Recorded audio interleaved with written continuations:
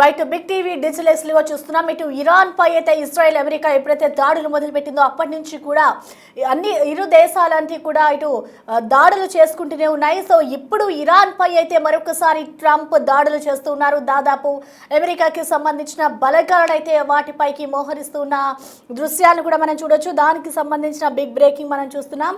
ఇటు మిడిల్ ఈస్ట్కు దాదాపు 5,000 మంది పైగా సైనికులను అయితే అక్కడికి పంపించి ఇటు ఇరాన్ పై అయితే ట్రంప్ తీవ్ర హెచ్చరికలు జారీ చేస్తున్నారు. వారిపై అయితే యుద్ధాన్ని ఇంకా మొదలు పెడుతూనే ఉన్నారు. సో ఇప్పటి వరకు కూడా ఇటు డొనాల్డ్ ట్రంప్ అయితే దండయాత్ర మొదలు పెట్టారని చెప్పుకోవాలి. ఇటు దాదాపు అమెరికన్ బలగాలను 5,000 మందికి పైగానే అక్కడికి తరలిస్తూ ఉన్నారు. మిడిల్ ఈస్ట్కు ఇటు హార్మోజ్ జలసంధికి అమెరికా సైనికుల తరలింపు, అలాగే 2,500 మంది సైనికులు, మరో 2,500 మందిని నేవీ సైనికులు ఉన్నట్లుగా కూడా తెలుస్తుంది. సో మొత్తానికి చూసుకోవచ్చు 3 నౌకల్లో ఇటు ప్రస్తుతం అయితే డొనాల్డ్ ట్రంప్ సైనికులను అయితే తరలిస్తూ ఉన్న పరిస్థితి కనిపిస్తోంది. అయితే హార్మోజ్ జలసంధి గుండా అమెరికా మిత్ర దేశాల నౌకలనైతే ఇరాన్ ఇప్పటికే పేల్చేస్తూ ఉంది. అయితే యుద్ధం ఎఫెక్ట్తో చాలా దేశాల్లో చమురు, గ్యాస్కి సంబంధించి ఇబ్బందులు ఎదురవుతూ ఉన్నాయి. ఇటు ఏదైతే అక్కడ జలసంధికి సంబంధించి ఇటు ఎఫెక్ట్ అయితే ఇటు మిత్ర దేశాల నౌకలనైతే ఇరాన్ పేల్చేస్తూ ఉన్న పరిస్థితి మనం చూస్తూ ఉన్నాం. దీంతో అమెరికాపై అయితే ఇప్పుడు తీవ్ర ఒత్తిడి నెలకొంది. అయితే ఇదే సమయంలో యుద్ధంలో అమెరికాకు ధీటుగా అయితే ఇరాన్ బదులిస్తూ వస్తోంది. అయితే హార్మోజ్ జలసంధిని ఆధీనంలోకి తీసుకుంటే తప్ప ఇటు అక్కడ పరిస్థితి అయితే మారవనే చెప్పుకోవాలి. అయితే దీంతో సైనిక చర్యకైతే ట్రంప్ దిగారు. సో ఇరాన్ ఎలా స్పందిస్తుందన్న దానిపై అయితే ప్రజెంట్ ఉత్కంఠ నెలకొంది. ఇటు హార్మోజ్ జలసంధిని ఆధీనంలోకి తీసుకుంటే తప్ప అక్కడ పరిస్థితులు మారవు అన్నట్లుగా తెలుస్తోంది. ఇప్పటికే ఆ జలసంధిని మూసివేయడంతో ఇటు అమెరికాకి సంబంధించిన నౌకలను కూడా రానియకుండా ఇరాన్ ఎప్పటికప్పుడు పేల్చివేస్తోంది. సో ఈ నేపథ్యంలోనే ప్రపంచవ్యాప్తంగా ఇటు గ్యాస్కి సంబంధించి ఎక్కడికక్కడ సరఫరా కూడా ఆగిపోయింది. ఇటు ఇదే సమయంలో యుద్ధంలో అమెరికాకు ధీటుగా ఇటు ఇరాన్ అయితే బదిలిస్తూ వస్తోంది. ఇటు అమెరికాకి సంబంధించిన నౌకలు ఏవైతే ఉన్నాయో వాటిని ఆపివేస్తూ ఉన్నారు, ఎక్కడికక్కడ కట్టడి చేస్తున్నారు. అయితే ఇదే సమయంలో ట్రంప్ వాటికి ధీటుగా కూడా బదిలిస్తూ ఉన్నారు. ఇటు దాదాపు డొనాల్డ్ ట్రంప్ దీనిపై అయితే దండయాత్ర చేస్తున్నారని చెప్పుకోవాలి. మిడిల్ ఈస్ట్కు దాదాపు 5,000 మంది అమెరికన్ బలగాలైతే ఒక్కసారిగా పంపించారు. ఇటు ఇందులో దాదాపు 2,500 మంది సైనికులు, అలాగే 2,500 మంది నేవీ సైనికులను హార్మోజ్ జలసంధికి అమెరికా సైనికులను అయితే తరలిస్తూ ఉన్నారు. అయితే ఇప్పటికే అమెరికాకి సంబంధించి కొన్ని నౌకలను కూడా ఇటు ఇరాన్ కాల్చివేసింది. సో ఇప్పుడు దీనికి సంబంధించి ఇటు ట్రంప్ వాటి మీద అయితే దండయాత్ర చేస్తున్నారు. కాబట్టి ఇరాన్ ఏ విధంగా స్పందిస్తోంది, ఇప్పటికీ అక్కడ యుద్ధాలు అయితే ఆగడం లేదు. ఒకరిపై ఒకరు తీవ్ర విమర్శలు, అలాగే ఒకరిపై ఒకరు యుద్ధాలు చేసుకుంటూనే ఉన్నారు. సో ఇప్పుడు మరొకసారి ట్రంప్ ఈ విధంగా సైనికులను పంపించి వేయడంతో అక్కడ ఏ విధంగా పరిస్థితి ఉండబోతోంది, జలసంధిని అదుపులోకి తీసుకుంటే తప్ప అక్కడ ప్రెసెంట్ సిచ్యువేషన్ అయితే ఆగే పరిస్థితి కనిపించలేదని చెప్పుకోవాలి. మరి దీనికి సంబంధించి ఇరాన్ ఏ విధంగా స్పందిస్తుంది అనేది కూడా చూడాలి.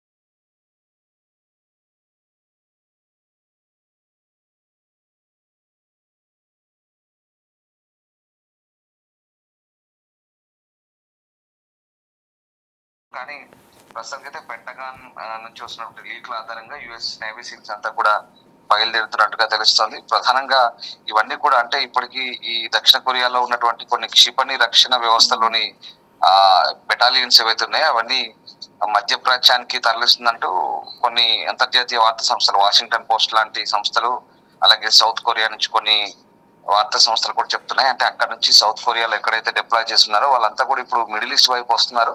నేవీ సీల్స్ దాదాపుగా బయలుదేరారని చెప్తున్నారు. ఒక 2500 మంది వరకు కూడా నేవీ సీల్స్ ఇరాన్ వైపు చేరుకోబోతున్నారంటూ వార్తలు అయితే వస్తున్నాయి. సో ఆ రకంగా అమెరికా సైన్యం చాలా స్ట్రాంగ్ గా ఇప్పుడు దాడులు చేసేందుకైతే సిద్ధమవుతున్నట్టుగా మనకు అర్థమవుతుంది. అంటే ప్రధానంగా ఇప్పుడున్నటువంటి పరిస్థితుల్లో నేవీ సీల్స్ అనే ఈ బెటాలియన్ ఏదైతే ఉందో చాలా కఠినమైనటువంటి ఆపరేషన్స్ నిర్వహిస్తుండడంలో దిట్ట. ఎందుకంటే ప్రధానంగా ఇది ఇక్కడ సీల్స్ అనేది భూమి, సముద్రంలో, అలాగే ఎయిర్ స్పేస్ లో, ల్యాండ్ మీద 3 ప్రాంతాల్లో దాడులు చేయగలిగినటువంటి సామర్థ్యం కలిగినటువంటి ఒక పటిష్టమైన వింగ్ గా చెప్తారు. సో ఇప్పుడు ఆ నేవీ సీల్స్ అనే ఇప్పుడు మనకు ఒసామా బిన్ లాడెన్ చంపింది కూడా వీళ్ళే. అతన్ని క్యాప్చర్ చేయడంలో చాలా ప్రధాన పాత్ర పోషించారు. మొన్న మదురోన్ కూడా, వెనిజులా ప్రెసిడెంట్ మదురోన్ కూడా వీళ్ళే క్యాప్చర్ చేశారు. సో నేవీ సీల్స్ కి చాలా నేవీ సీల్స్ కమాండోస్ అంటేనే అసలు అమెరికన్ నేవీ ఒక ప్రపంచంలోనే అత్యంత శక్తివంతమైన విభాగము. ఎక్కువగా వీళ్ళకంటే క్యారియర్స్ ఉంటాయి, ఎయిర్ క్రాఫ్ట్ క్యారియర్స్ ఉంటాయి, అలాగే న్యూక్లియర్ వార్ హెడ్స్ తో కూడినటువంటి షిప్స్ ఉంటాయి. సో చాలా పటిష్టమైన వింగ్ ఇది. సో ఇప్పుడు హర్ముజ్ జలసంధి గుండా ఎక్కడైతే ఇరాన్ అక్కడ నుంచి నౌకల్లో వెళ్లకుండా ఆపుతుందో, ప్రపంచ వాణిజ్యాన్ని దెబ్బతీసే విధంగా, ద్రవ్యోల్బణం పెరిగే విధంగా ఈ రకమైన చర్యలు తీసుకుంటుందో దీనికి అడ్డుకట్ట వేసేందుకు యుఎస్ ప్రెసిడెంట్ ఈ నిర్ణయం తీసుకోబోతున్నట్టు జరుగుతుంది. ప్రధానంగా యుఎస్ నేవీ సీల్స్ ను పంపడం ద్వారా ఆ ప్రాంతాన్ని అంతా కూడా మళ్ళీ ఇరాన్ గుప్పెట్ నుంచి విడిపించి ఆ మార్గాన్ని క్లియర్ చేసేందుకు నిర్ణయం తీసుకోబోతుందని తెలిసింది. ఏదేమైనా యుఎస్ నేవీ సీల్స్ ఎంటర్ అవుతున్నారంటే ఖచ్చితంగా యుద్ధం ఏ స్థాయికి చేరుకోబోతుందో మనకు క్లియర్ గా అర్థమవుతుంది. సో ఓవరాల్ గా ఇప్పుడు 2000 మంది వరకు కూడా యుఎస్ నేవీ సీల్స్ 2500 మంది వరకు కూడా వెళ్ళిపోతున్నట్టుగా ఆ ప్రాంతానికి చేరుకోబోతున్నట్టుగా తెలుస్తోంది. సో ఖచ్చితంగా ఈ ఫైట్ అనేది ఇంకా మరింత రసవత్తరంగా మారే అవకాశం అయితే కనిపిస్తుంది. ఇప్పుడున్నటువంటి పరిస్థితుల్లో అక్కడ హర్ముజ్ స్టేట్ ఏదైతే ఉందో, ఒమన్ కు ఇరాన్ కు మధ్యలో ఉన్నటువంటి ఆ 33 కిలోమీటర్ల విస్తీర్ణంలో ఉన్నటువంటి హర్ముజ్ స్టేట్ లో ప్రస్తుతానికి పశ్చిమ దేశాలు, అమెరికా మిత్ర దేశాలకు సంబంధించినటువంటి వాహక నౌకలను ఇరాన్ అడ్డుకుంటూ పేల్చివేసిన క్రమంలో మరి నేవీ సీల్స్ కనుక ఎదురిస్తే ఎలాంటి పరిస్థితులు ఉంటాయని మాత్రం ఇంట్రెస్టింగ్ గా ఉండబోతుంది. Okay, thank you Ramdas.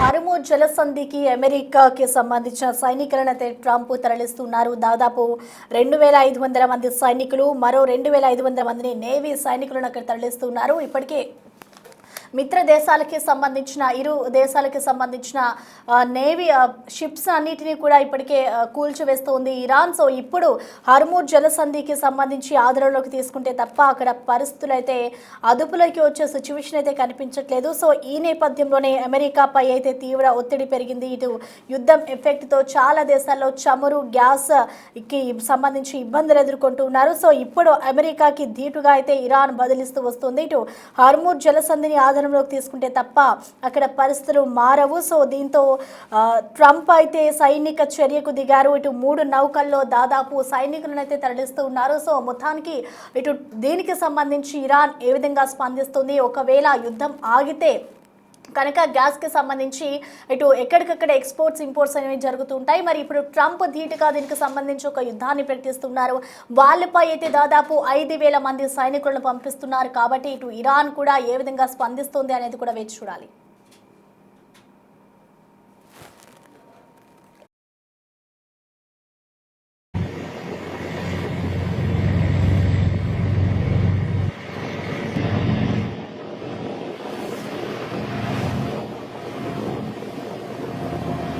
Last one.